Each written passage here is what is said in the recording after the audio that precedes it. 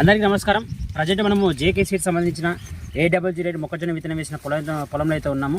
So ఈ విత్తనాన్ని వేసిన రైతు మనతో పాటు ఉన్నారు. ఈ విత్తనం ఎలా ఉందని చెప్పేసి రైతు మాటలో తెలుసుకున్నాం. అన్న నమస్కారం అన్న. మీ పేరేం పేరన్నా? నాగేష్. మీరు ఇది ఏ విత్తనం వేస్తారు?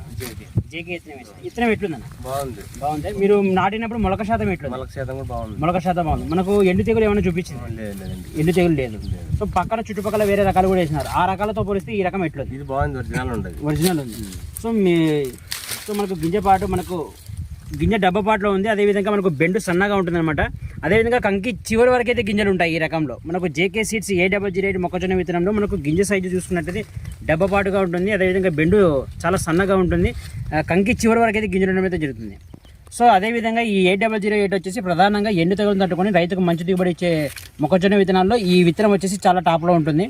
అదేవిధంగా ఈ విత్తనాన్ని మనము వర్షాధారానికి అదేవిధంగా నీటి కింద వేసుకొని సాగు చేసుకోవచ్చు. సో మొక్కజొన్న పంట వేసే ప్రతి ఒక్క రైతు ఈ జేకే సీడ్స్ కంపెనీ వారి A00 విత్తనాన్ని వేసుకొని మంచి దిగుబడి పొందవలసింది కోరుతున్నాను.